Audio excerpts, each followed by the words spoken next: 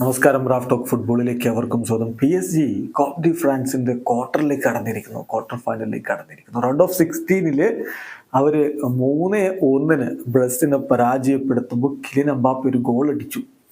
അപ്പോൾ ഈ ഫ്രഞ്ച് കപ്പിന്റെ ക്വാർട്ടറിലേക്ക് എത്തിയതൊക്കെ ഇത്ര വലിയ കാര്യമാണോ എന്നിപ്പോൾ ചിലരൊക്കെ കമന്റ് ഇടാൻ തുടങ്ങുന്നില്ലേ? ആണ്.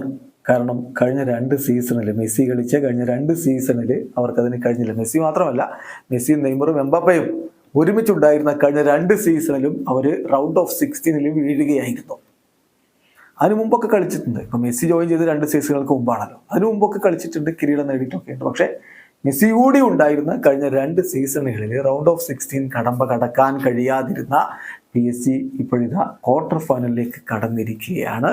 കിലിയൻ എംബാപ്പെ ഗോൾ അടിച്ചു എന്ന് പറയുമ്പോൾ എംബാപ്പെ ഈ സീസണിൽ എല്ലാ കോമ്പറ്റീഷനുകളിലുമായിട്ട് 30 ഗോളുകൾ ഇപ്പോഴേ തികച്ചിരിക്കുകയാണ് എന്ന കാര്യം കൂടി ശ്രദ്ധിക്കുക. അപ്പം PSG reached the quarter finals of the Coupe de France for the first time in 2 years.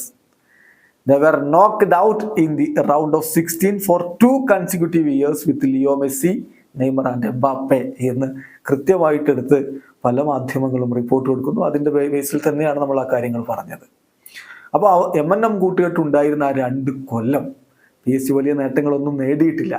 ആ കൂട്ടുകെട്ട് യഥാർത്ഥത്തിൽ PSG പ്രത്യേകിച്ച് ഒരു ഗുണവും ചെയ്തിട്ടില്ല എന്നുള്ളതാണ് യാഥാർത്ഥ്യം. സ്പോർട്ടിംഗ്ലി, മാർക്കറ്റിംഗ്ലി വലിയ നേട്ടങ്ങളൊക്കെ കൊടുത്തിട്ടുണ്ടാവും, പക്ഷെ സ്പോർട്ടിംഗ് ആയിട്ട് നോക്കുമ്പോൾ പ്രത്യേകിച്ച് ഒരു ഗുണവും കൊടുത്തിട്ടുണ്ടായിരുന്നില്ല.